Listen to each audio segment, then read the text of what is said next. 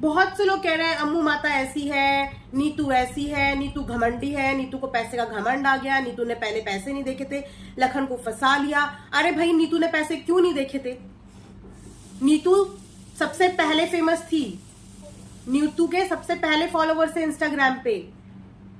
और घमंड किस बात का घमंड? और एक बात बताओ, घमंड आना बुराई क्या है? घमंड आने में, घमंड आने से क्या वो किसी का नुकसान कर रही है?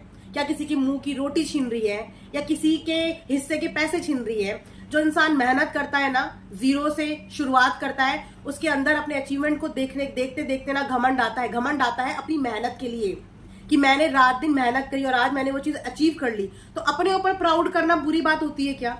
कि अगर कोई इंसान अपने ऊपर प्राउड कर रहा है तो इसमें क्या बुरी बात है? अगर कोई इंसान किसी के साथ गॉसिप करना, किसी के साथ बैठ के बकवास करने से बेहतर ये समझता है कि मैं इतने टाइम किसी के साथ बैठ के खीखी खूखू करूं, से बेटर है कि मैं अपना यहाँ पे अपना काम कर लूं।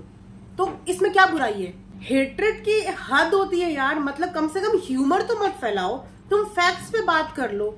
आप व्लॉग देख के एक प्रिडिक्शन लगा लो, लेकिन आप लोग इतनी श्योरिटी के साथ आके बैठ जाते हो, ऐसे श्योर हो जाते हो कि जैसे जब कम्युनिटी बढ़ रही थी ना, तो आप लोग वहीं बैठे थे और आपके साथ बैठ के भगवान ने ये कम्युनिटी डिवाइड करी कि ये बंदे की ये कम्युनिटी है, इसकी ये है, इसकी ये है, इसका ये।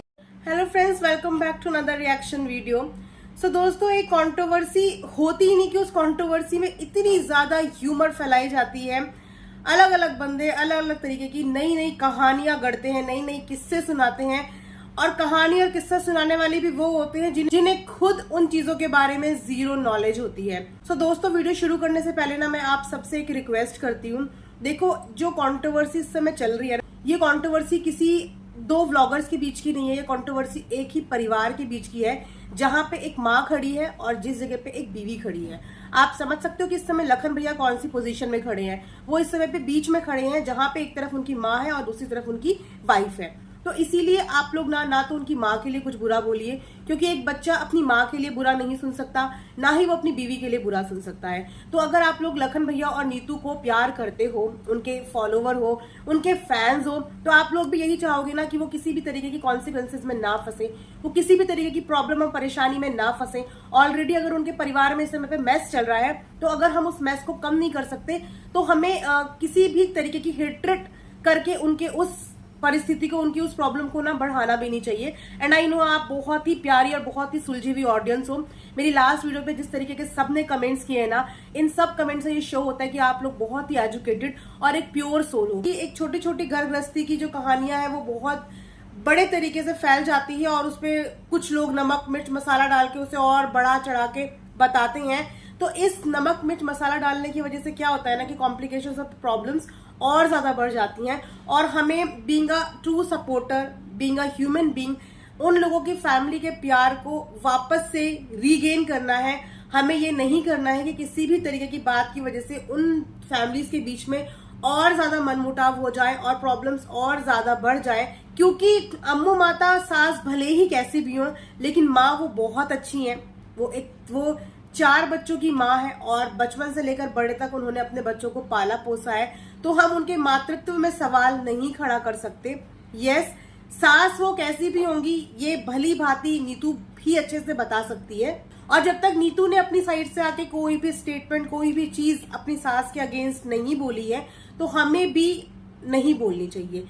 हाँ, हम लोग अपने रिएक्शंस दे सकते हैं, अपना पॉइंट ऑफ व्यू शेयर कर सकते हैं, बट सिंपल और साधारण शब्दों में, किसी भी तरीके की इंसल्टिंग या किसी भी तरीके की बेइज्जती वाले शब्दों में किसी को भी ना बोला जाए। क्योंकि अल्टीमेटली एक ही परिवार है और रिश्ते बहुत ही सेंसिटिव हैं। आप समझ रहे हो कि इनकी कॉम्प्लिकेशंस अगर बढ़ गई तो सफर किसको करना पड़ेगा। चलिए उसके बाद बात करते हैं मुद्दे की। तो मुद्दे की बात यह है कि मेरे कमेंट सेक्शन में ना एक मैडम है जो मेरी कल की वीडियो में भी कमेंट कर रही थी और उन्होंने मेरी आज की वीडियो में भी कमेंट करा था।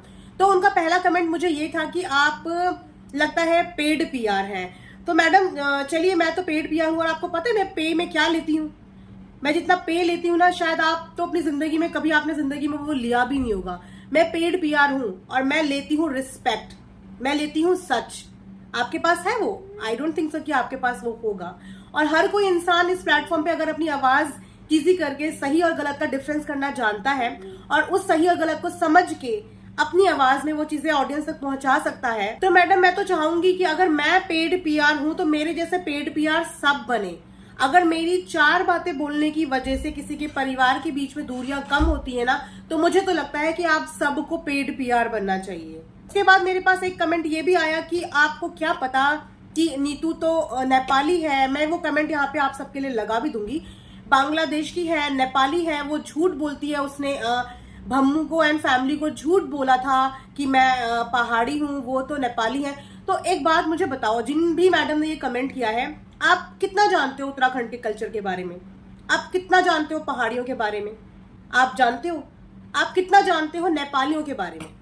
आपने इन 2 लोगों के नाम लिए, इन 2 कल्चर के नाम लिए, नेपाली और पहाड़ी। तो मुझे आप ये बता दो कि आप इन दोनों चीजों के बारे में कितना जानते हो, क्योंकि अधिकतर ऐसी बातें करने के लिए वही आते हैं जिन्हें इन चीजों के बारे में ज्ञान ही नहीं होता, जिन्हें इन चीजों के बारे में पता ही नहीं होता। तो आपकी नॉलेज के लिए ना मैं आपको सिंपल और साधारण शब्दों में बताती हूँ। देहरादून के अंदर 20% लोग नेपाली हैं, ठीक है, और वो लोग बहुत ही प्राउड नेपाली हैं। उन्हें अपना नेपाली जो उनका कल्चर है ना, इसे छुपाने के लिए ना किसी भी चीज की जरूरत नहीं है। और हमारे उत्तराखंड के जो नेपाली है ना, वो प्राउडली कहते हैं कि हाँ हम नेपाली हैं, ठीक है। तो इस तरीके से ना आप नेपालियों की भी इंसल्ट कर रहे हो। यही बात पहाड़ियों की, तो आपको पहाड़ियों के बारे में भी क्या पता? 1 मिनट मैं आपको कुछ दिखाती हूँ, ठीक है, बस 1 मिनट आप रुकिए। ये आप लोगों को पता है ये क्या है? शायद आप में से बहुत लोगों को पता होगा जो उत्तराखंड से बिलोंग करते होंगे, और जो लोग उत्तराखंड से बिलोंग नहीं करते मैं उनको बता देती हूँ कि हमारे उत्तराखंड में पहाड़ी कल्चर में इसको गुलाबंद कहा जाता है, ठीक है। और ये होती है पोंछियां। जैसे आपके यहाँ कड़े होते हैं, गलों के हार होते हैं, तो हमारे ट्रेडिशन में लड़की की शादी के समय उसे गुलाबंद और हाथ में ये पोंछी पहनाई जाती है, जो पहचान होती है हमारे उत्तराखंड के पहाड़ी कल्चर की। तो जिन्होंने भी ये बात बोली है, इसका मतलब है कि आप बहुत ही बारीकी से लखनीत व्लॉग्स फॉलो करते होंगे।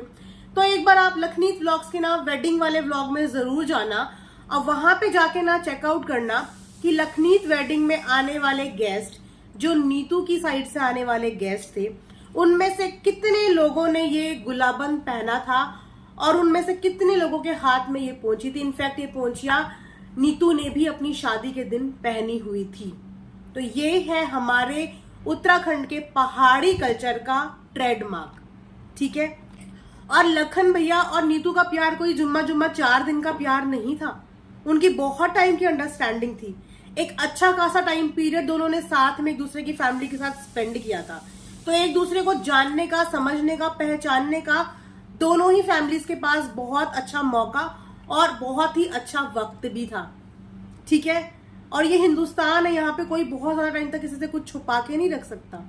जो आपने इतनी बड़ी बड़ी बात बोल दी कि नेपाली हैं, बांग्लादेशी हैं, और इफ इन केस वो नेपाली होती भी तो उनकी लव मैरिज थी। प्यार करने से पहले, एक दूसरे को पसंद करने से पहले उन्होंने ये नहीं पूछा होगा कि तुम क्या हो और मैं क्या हूं। कंपैटिबिलिटी मैच की होगी, एक दूसरे की अंडरस्टैंडिंग मैच की होगी, उसके बाद वो लोग किसी रिलेशनशिप में आए होंगे, ठीक है। और ये बात उनकी फैमिली भी अपनी वीडियो में बता चुकी है, जिस समय उन्होंने बोला था कि हमें नीतू के अंदर क्या क्या चीजें पसंद आई। तो किसी भी कम्युनिटी को ड्रैग करके ना चीजों को अलग डायरेक्शन में ले जाने की बजाय आप उस फैमिली की प्रॉब्लम्स को अगर सॉल्व करने में अपना 1% भी दोगे ना, तो कहीं ना कहीं आपको ना पॉजिटिविटी मिलेगी, बदले में प्यार मिलेगा, ऊपर वाले का आशीर्वाद मिलेगा कि आप कहीं ना कहीं 1% जरिया बने किन्हीं 2 लोगों की मिसअंडरस्टैंडिंग के बीच में प्यार डेवलप करने के लिए। पॉजिटिव वाइब्स भेजो, एक राइट डायरेक्शन भेजो, क्योंकि हमारा प्यार हो सकता है कि उन लोगों के बीच की दूरियां कम कर दे। उनको जब दिखेगा कि ऑडियंस उन लोगों से इतनी एक्सपेक्टेशन करती है, उन लोगों को मिसाल समझती है, उनकी फैमिली को परफेक्ट समझती है, तो उनके ऊपर भी इस बात का प्रेशर आ जाएगा कि अगर ऑडियंस की एक्सपेक्टेशन हमसे इतनी हाई है तो ये हमारी जिम्मेदारी बनती है कि हम अपनी ऑडियंस को डिसअपॉइंट ना करें। और गाइस, जब तक लखन भैया और नीतू आके सामने से कुछ नहीं बोल रहे हैं, वो अपनी व्लॉग में अपने पेरेंट्स को दिखा रहे हैं, प्यार मोहब्बत दिखा रहे हैं, तो ये समझो कि वो लोग कोशिश कर रहे हैं चीजों को सेट करने की। कुछ लोग हैं, कुछ जो नेगेटिव बातें कर रहे हैं, तो मैं उन लोगों को यही बोलूंगी कि आप लोग कोशिश करते रहो नेगेटिविटी फैलाने की। लेकिन मैं अपनी ऑडियंस को जानती हूँ कि मेरे पास जो ऑडियंस है, जो मुझे देखती है, वो बहुत ही पॉजिटिव ऑडियंस है, और हम बहुत जल्दी कर देंगे ऐसा कि आप लोगों को लखनीत व्लॉग्स में वापस से उनकी फैमिली की एक बॉन्डिंग नजर आएगी। और बस जितना हो सके आप लोग उनको खूब प्यार देते रहो, चाहे वो भम्मू माँ हो चाहे वो लखनीत हो, आप दोनों के कमेंट सेक्शन में प्यार वाले मैसेजेस देते रहो। उन्हें मजबूर कर दो उन्हें कि उन्हें पैचअप करना पड़े। सो यहीं पे मैं अपना आज का रिएक्शन एंड करती हूँ। आई होप कि आप लोगों को पसंद आया होगा। पसंद आएगा तो लाइक शेयर सब्सक्राइब जरूर करें। And thanks for watching earth mom Dehradun.